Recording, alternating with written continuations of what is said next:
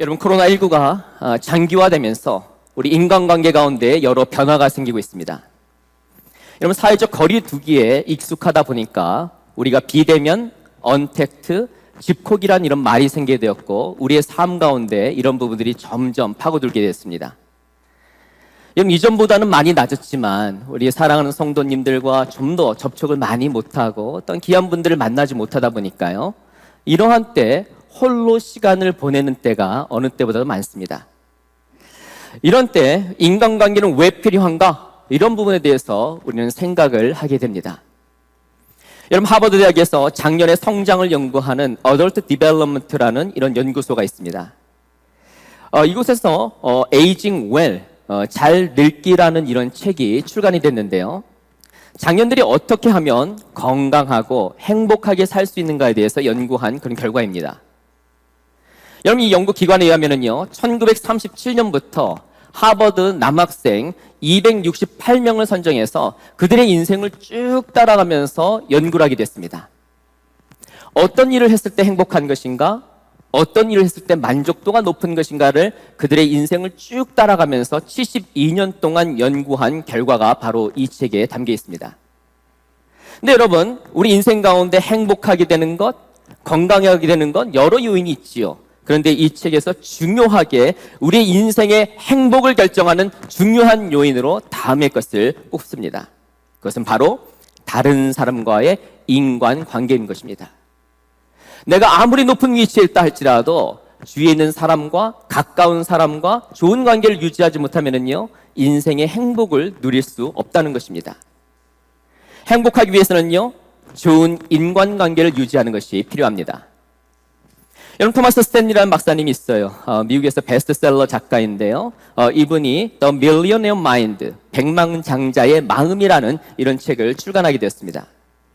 여러분, 이 스탠리 박사님은요, $10,000,000, 우리 한국 돈으로 하면은 한 130억 정도 되는 그런 거부들, 많은 재산을 가진 분들을 한 1,000명 정도를 만나서 인터뷰를 하게 되었습니다. 그런데 이분들의 인터뷰 가운데 무엇이 부자가 되는 가장 중요한 비결입니까? 라는 이런 질문을 했을 때 그들의 94%가 다른 사람들과 잘 어울리는 능력이 필요하다라는 걸 얘기하는 거예요. 다른 사람들과 잘 어울릴 때 창조적인 에너지가 나옵니다. 함께 할 수 있는 힘이 생기죠. 서로 믿고 함께 하니까 우리가 홀로 하는 것보다 더 많은 능력을 창조할 수 있다는 것입니다. 여러분, 우리 한성교회는요, 이 시대 가운데 하나님께서 귀하게 사용하는 교회입니다. 믿으십니까?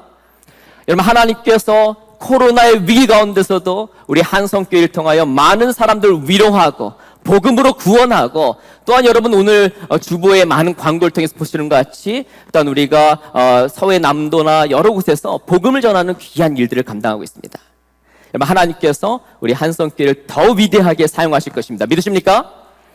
여러분, 이 자리에 나온 우리 귀한 성도님들, 정말 주님을 사모하는 마음으로 앞자리에 나오시고 여러분 전부 다 이렇게 나와서 예배를 드리고 있습니다.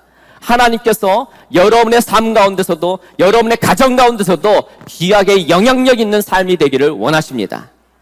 근데 여러분, 여러분이 현장에서 영향력 있게 잘 쓰임받기 위해서는요, 건강한 인간관계가 필요하다는 것이에요. 우리 한성교회는요, 예수님을 개인의 구주로 영접했습니다. 아멘. 또한 여러분, 우리 하나님을 우리 아버지로 부른 분들이 바로 우리 한성교회 지금 예배를 드리고 있는 우리 귀한 성도님들이에요. 그렇다면 하나님의 말씀은 우리의 인간관계를 어떻게 하라고 말하고 있습니까? 로마서 12장 18절에서는 다음같이 말씀합니다. 우리 같이 한번 읽어볼까요? 시작! 할 수 있거든 너희로서는 모든 사람으로 더불어 평화하라 라고 말하고 있습니다. 여러분, 이 말씀에 보면은요, 우리의 주위에 있는 사람들과 최대한 좋은 관계, 평화의 관계를 가지라는 것입니다. 여러분, 우리 목회자님들과도 평화로운 관계를 갖고요, 장로님들과 집사님들과 권사님들과 순장님들과 우리 성도님들이 서로 평화하고 화목한 그런 관계를 갖는 것이 우리 하나님의 사람들의 삶이라는 것이에요. 이뿐만 아니라 우리 가정에서는요, 우리 남편과 아내와 또한 자녀들과 잘 지내야 하는 것입니다. 또한 여러분, 일터에서는요, 상사와 동료와 후배와 잘 지내고 심지어는 우리 시댁과도 친하게 지내야 됩니다. 여러분, 그렇다면은요, 주위에 있는 사람들과 어떻게 평화롭게 지낼 수 있습니까? 믿음의 사람들은요, 신앙의 기준 되시는 예수님께 집중해야 되는 것입니다. 여러분, 오늘 우리가 읽은 말씀에서 예수님께서는요, 우리 한성교회 성도님들이 어떻게 하면은 좋은 인간관계를 할 것인가에 대한 그런 비법을 알려주십니다. 여러분, 예수님께서 여러 설교를 하셨는데요, 그것이 말씀에 기록이 되어 있습니다. 근데 여러분, 예수님께서 하신 설교 기억나는 설교 있어요? 아마 산상수훈을 기억하실 것입니다. 여러분, 산상수훈을 영어로만 말하면은요, Sermon on the Mountain이에요. 산 위에서 했다 해서 산상수훈이죠. 그런데 여러분, 오늘 우리가 읽은 말씀, 누가복음 6장 20절에서 47절 말씀은 평지설교라고 해요. 여러분, 산 위에서 하면은 상산수훈이고, 평지에서 하는 어떤 설교예요? 평지설교입니다. 결국 예수님께서 평지에서 설교를 했다는 것이에요. 자, 여러분, 오늘 이 말씀을 여러분들이 많은 설교를 듣기도 했고, 때로는 여러분 말씀을 읽기도 했는데요, 오늘의 이 말씀이 설교라는 관점에서 한번 오늘 말씀 다시 보기 원합니다. 자, 그렇다면 이 설교를 처음 들었던 그 청중은 누구입니까? 누가복음 6장 20절에서는요, 다음과 같이 말씀합니다. 우리 같이 한번 읽어볼까요? 시작. 예수께서 눈을 들어 제자들을 보시고 라고 말했습니다. 여러분, 이 말씀을 처음 듣는 분이 누구예요? 안 들려요. 누굽니까? 제자들이라고 말하고 있습니다. 여러분, 제자는 뭐예요? 그냥 왔다 갔다 하는 것이 아니라 예수님을 나의 삶의 기준으로 알고 예수님같이 말하고 예수님같이 행동하고 예수님이 하려는 것을 하는 것, 그것이 바로 제자의 삶인 것입니다. 따라서 오늘 이 말씀은요, 예수의 제자들이 어떻게 이 땅 가운데서 인간관계를 하는 것인가에 대한 말씀이 바로 기록된 것입니다. 주님 보시기에도 복되고 우리의 삶 가운데도 행복을 경험할 수 있는 그 비결이 기록되어 있습니다. 여러분, 6장 20절에서 26절까지의 말씀을 보면요, 축복과 저주의 삶이 기록되어 있습니다. 또는 우리가 읽은 6장 27절에서 38절 말씀 보면은 예수님을 따르는 사람들의 인간관계 방법이 기록되어 있어요. 자, 그렇다면은 예수님을 따르는 우리 한성교회, 하나님의 기쁨이 되는 우리 기양 한성교회 성도님들은 어떻게 주님께서 인정하시는 그런 인간관계를 할 수 있습니까? 그럼 저는요, 예수님께서 가르치는 인간관계 기술을 세 가지 영역으로 나누기 원합니다. 마음, 말, 행동이에요. 지난주와 좀 비슷합니다. 자, 우리 한번 손 한번 들어볼까요? 자, 따라하도록 하겠습니다. 마음. 안 들려요. 마음. 말. 행동. 그럼 제가 원하기는요, 오늘 예배드리는 모든 분들, 일단 온라인을 통해서 예배드리는 여러분의 삶 가운데 얼그러진 관계가 있다면 주의 말씀으로 말미암아 여러분의 관계가 완전히 회복되는 시간 되길 주의 이름으로 축원합니다. 그럼 첫 번째로요, 예수님께서 설교하시는 인간관계 기술은 뭡니까? 첫 번째, 넓은 마음을 가져라 합니다. 따라해볼까요? 시작. 넓은 마음을 가져라. 여러분, 주위에 가까운 사람들이 어려움을 겪는 가장 큰 이유는요, 바로 너그러운 마음을 없으니까 주위 사람들과 좀 어려운 마음이 있습니다. 품지를 못하는 거예요. 여러분, 좀 제가 재밌는 얘기를 한번 하려고 하는데 옛날 얘기입니다. 근데 여러분 너무 깊이는 생각하지 마시고요. 여러분 한번 웃을 준비가 됐나요? 예, 한번 제가 해보도록 하겠습니다. 여러분, 얄미운 여자 시리즈인데요. 자, 얄미운 여자 시리즈. 자, 10대의 얄미운 여자는 누구냐? 얼굴이 예쁜데 뭡니까? 공부도 잘하는 여자. 네, 우리 앞에 권사님이 접니다 하면서 마음을 이렇게 손을 이렇게 하고 있습니다. 자, 20대의 얄미운 여자는 누굽니까? 똑같이 성형수술 했는데 티가 안 나는 여자. 빨리 넘어가야 돼. 여러분, 30대의 얄미운 여자는 뭐예요? 실컷 놀고도 시집은 잘 가는 여자. 막 몇 명 얼굴이 막 생각날 거예요. 여러분, 40대의 얄미운 여자는 뭡니까? 엄마가 이것저것 쏘고 다녀도 자녀들이 공부만 잘하는 여자. 아우, 얄미워. 여러분, 50대의 얄미운 여자는 누굽니까? 실컷 먹고도 배가 안 나오고 옷 사이즈 입는 여자. 우리 옆에 있는 분들 살짝 쳐다보세요. 예, 용서가 안 돼요. 여러분, 뭡니까? 여러분, 우리 주위에 있는 분들, 친구, 동료가 잘 되면은요, 얄미운 마음이 들 수 있다는 것이에요. 근데 여러분, 예수님께서는요, 바른 인간관계를 위해서 어떤 마음을 가지라고 말하고 있습니까? 여러분, 36절에서는 다음같이 말씀합니다. 읽어볼까요? 시작. 너희 아버지의 자비로우심과 같이 너희도 자비로운 자가 되라 라고 말하고 있습니다. 자, 자비로운 자가 되라 라고 말하고 있는데요, 우리 자비에 대해서 어느 정도 듣고 아는 것 같은데 자비가 뭘까요? 여러분, 자비는 영어로는 mercy라고도 하고요, 또 다른 말로는 compassion이라고 합니다. 여러분, compassion은 뭡니까? C-O-M, come, 함께, passion, 어려움을 당한다 이거예요. 자비를 갖는다라는 것은요, 여러분, 옆에 사람이 어려울 때, 힘들 때 그들의 마음을 공감을 하고 그들과 함께 해주는 마음, 이것이 바로 자비의 마음, 바로 컴패션의 마음인 것입니다. 옆에 사람이 힘들 때 같이 공감해 주는 거예요. 근데 여러분, 오늘 말씀 32절에서 35절 말씀에 보면은 원수에 대해서 말하는 가운데 오늘의 이 말씀이 나옵니다. 여러분, 우리 잘해주는 친구, 나의 찐 친구, 나의 동료, 나의 가족들에 대해서는요, 어느 정도 그들이 좀 힘들 때 동감해주는 마음을 가질 수 있어요. 근데 오늘 말씀은 어떤 분을 말하고 있습니까? 원수마저도 나를 힘들게 하고, 나를 어렵게 하고, 나를 공격에 빠뜨리게 하고, 나를 창피하게 만드는 그 대상마저도 그들에게 compassion, 그들을 공감하는 마음으로 그들을 품어줘야 한다는 것입니다. 예수님께서도요, 죄인인 우리를 위하여 이 땅에 오셔서 낮아지셨어요.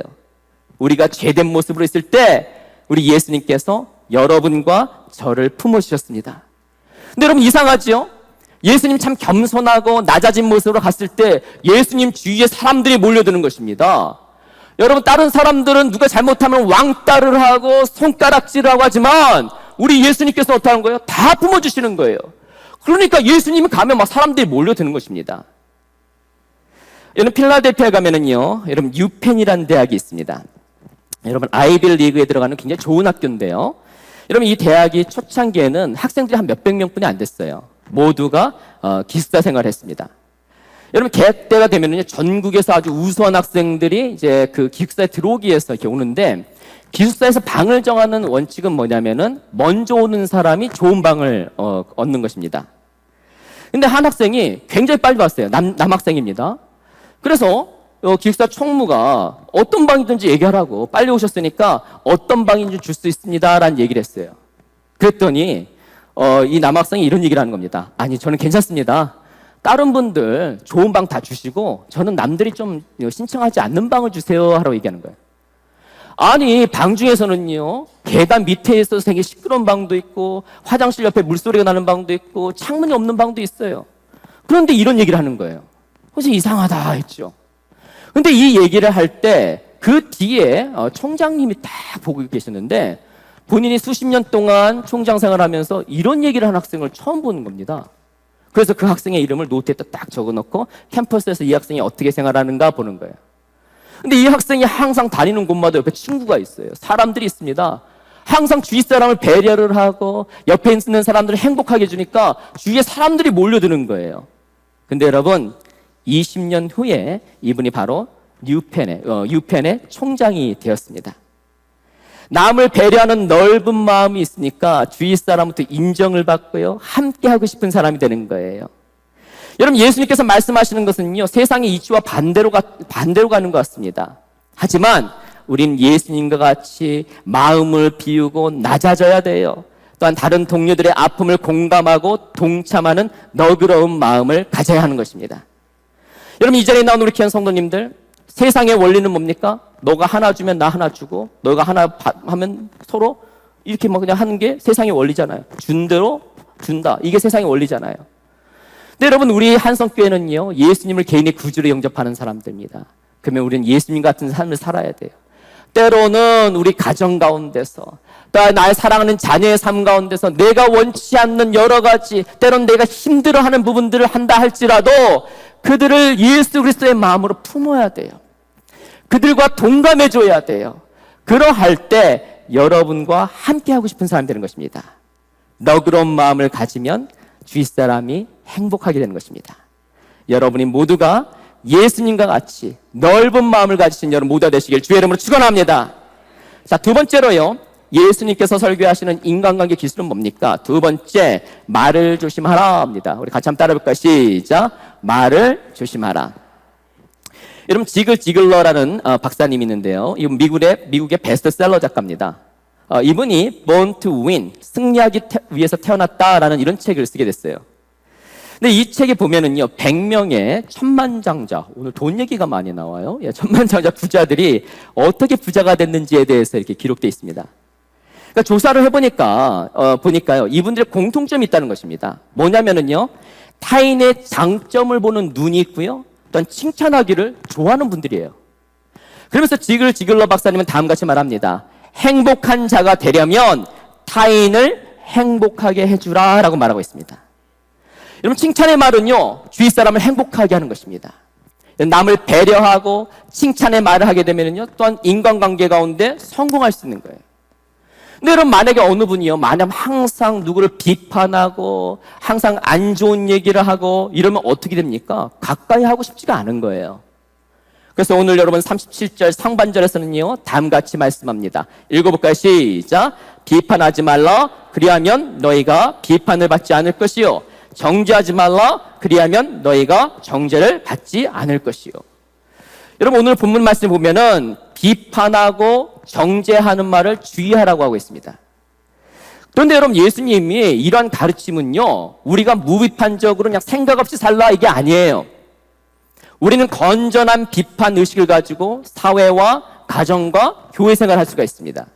하지만 습관적인 트집 잡기를 하지 말라는 거예요. 뭐만 하면 잘못된 걸 트집을 잡고 항상 공격적으로 말하고 부정적으로 말하면은요, 우리가 속해 있는 가정과 우리가 속해 있는 공동체와 우리가 속해 있는 사회가 병들게 되는 것입니다.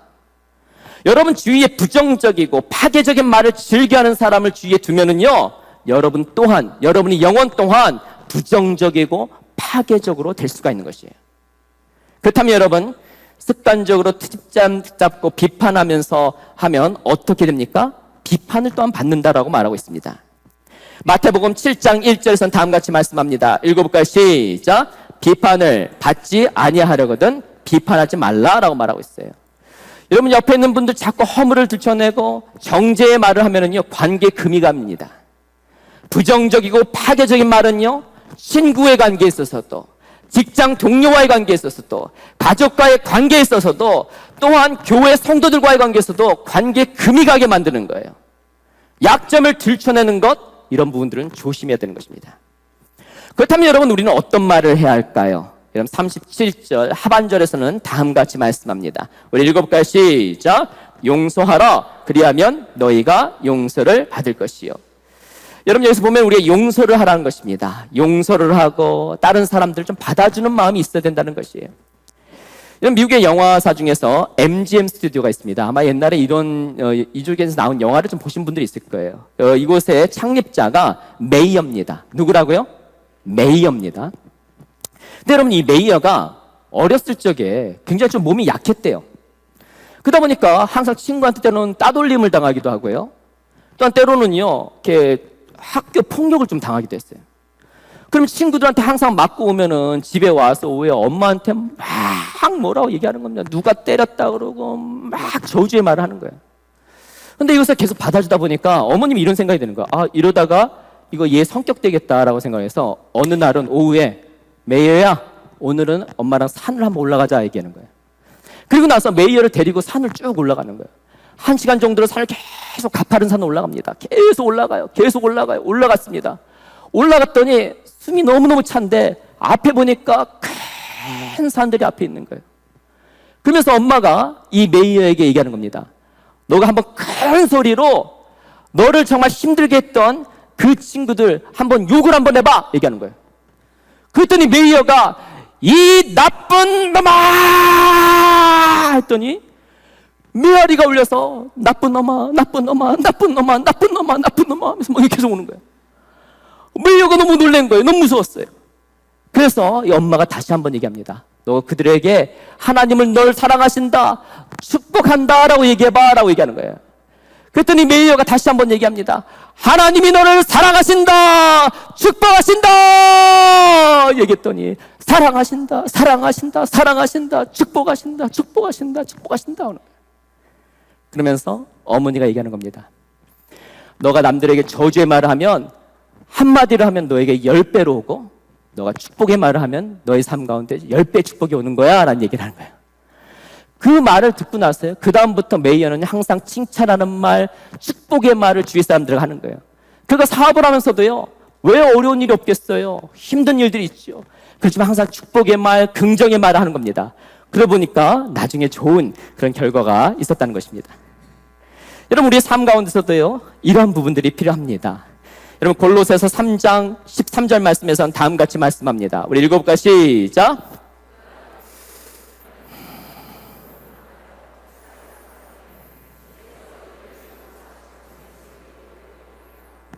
여러분, 용서하는 건 참 쉽지 않습니다.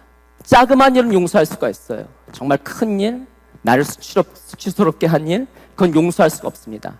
근데 여러분, 우리 주님께서는 뭐라고 말하고 있어요? 용서해야지 너희들도 용서를 받고 너희의 영혼이 살아난다고 말하고 있습니다. 여러분, 오늘 예수님의 그 말씀과 같이 용서해야 돼요. 먼저 마음에 용서하고 따스한 말을 건넬 때 나의 삶뿐만 아니라 내 주위에 있는 사람들이 행복할 수가 있습니다. 오늘 예배를 마치고 나가면서 칭찬의 말, 소망의 말, 용서의 말을 함으로 말미암아 여러분의 삶 가운데 모든 관계가 회복되는 시간 되길 주의 이름으로 축원합니다. 자, 마지막으로요, 예수님으로부터 배울 수 있는 인간관계 기술은 뭡니까? 세 번째, 베푸는 삶을 살아라 합니다. 우리 같이 한번 따라해볼까요? 시작. 베푸는 삶을 살아라. 여러분, 좋은 것을 뿌리면 좋은 열매를 거두게 됩니다.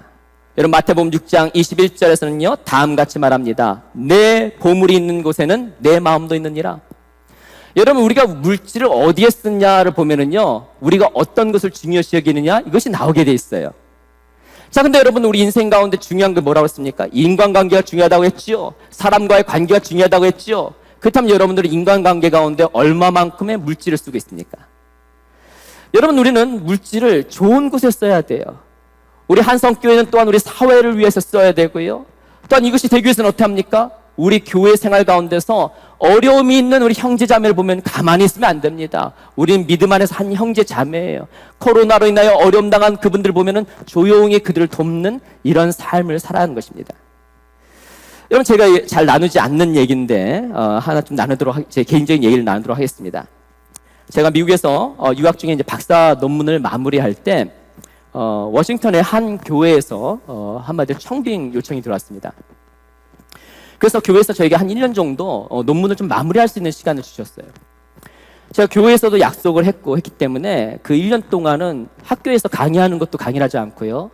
그 다음에 집회나 뭐 세미나 요청이 들어와도 제가 가지 않았습니다. 한마디 논문에만 집중을 한 거죠.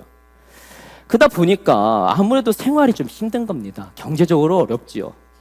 그 당시에 제가 우리 아내와 초등학교 다니는 두 아들, 딸이 있었는데, 여러분, 제가 어느 날 은행 잔고를 보니까 50불이 있는 거예요. 50불이면 한국 돈으로 한 7만 원 정도 있는 겁니다. 여러분, 네 식구, 어린 자녀가 있는데 이 가장 입장에서 50불 정도만 있는 거예요. 7만 원 정도만 있는 겁니다. 얼마나 미안하기도 하고 얼마나 마음이 쪼들려요. 근데 이렇게 어려운 때 제가 이제 함께 공부했던 한 목사님 가정에 재정적인 어려움이 찾아오게 됐습니다. 근데 한마디로 이거는 그냥 먹고 사는 문제가 어려운 거예요.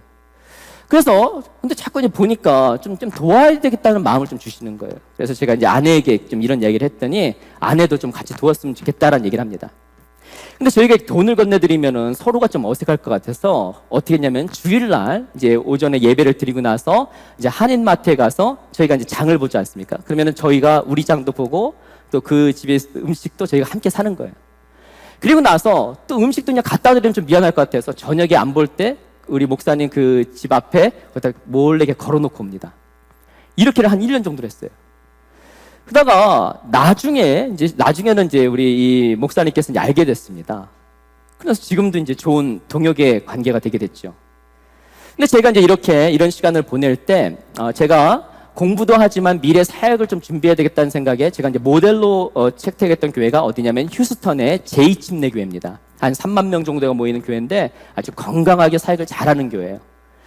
그래서 이제 제가 아내나 우리 가족들도 좀 너무 지쳐서 한번 휴스턴에 가서 좀 바다도 좀 보여줘야 되겠다 해서 주일날 우리 가족과 함께 차를 타고 저희 휴스턴에 있는 저 교회로 이렇게 가게 됐습니다. 딱 차를 타고 이제 파킹랏에 이제 주차장에 딱 내렸더니 교회에서 이제 앞에 안내 보시는 분이 있는데 저 앞에 한 50대 한 백인 남성분이 저희를 보면서 이렇게 막 손을 흔드시는 거예요. 한마디로 이제 새신자인 줄 알고 이렇게 안내를 하는 거죠. 그래서 쫙 얘기를 한 다음에 저희가 교회를 좀 배우고 싶고 보고 싶습니다 얘기했더니 교회 안에 뭐 초등학교부터 고등학교까지 있거든요. 그러니까 학교의 그 시설을 다 보여주시고 예배 시설부터 해서 모든 걸 다 친절하게 안내를 해주시는 거예요. 근데 얘기를 나누는 가운데 제가 이제 신학생인데 이제 미래 사역을 준비하는 가운데 잠깐 탐방을 왔습니다 이런 얘기를 했어요. 근데 이분이 잠깐 이렇게 쭉 생각하다가 조심스럽게 저한테 이런 얘기를 하는 겁니다. 죄송한데 혹시 숙소를 좀 한 3일 정도로 이렇게 본인이 좀 이렇게 제공하고 싶은 마음이 있는데 좀 괜찮겠습니까? 이런 얘기를 하는 거예요. 그럼 처음 보는 분이 그런 얘기를 할 때 이 점잖게 생긴 제가 이런 걸 받아들였을 것 같아요? 안 받아들였을 것 같아요? 예, 옳거니 하면서 제가 받아들였습니다. 그뿐만 아니라 3일 동안 우리 가족에게 식사할 수 있는 것을 충분히 드시라고 하면서 본인이 다 제공을 하겠다는 거예요. 그래서 이분이 준 주소대로 이렇게 딱 호텔을 가봤더니요, 보통 우리 학생들이 갈 수 있는 그런 호텔이 아니에요. 그러니까 우리 아이들이 너무 신났죠. 막 침대에서 뛰고 막 너무너무 좋아하는 거예요. 그리고 나서 진짜 이분이 뭐 식사하시고 싶은 대로 다 하라고 그래갖고 그 밑에 앞을 딱 봤더니 일식 뷔페가 있는데 토다이가 있는 거예요. 여러분 아십니까? 예. 갔더니요, 홀이 진짜 요 1층에 한 2배 정도 되는 것 같아요. 그래서 일식 뷔페가 저쪽에서 쫙 되어 있고 옆에는 브라질리안 스테이크가 막 있어요. 그래갖고 제가 아마 제 평생에 가장 많이 먹었을 겁니다.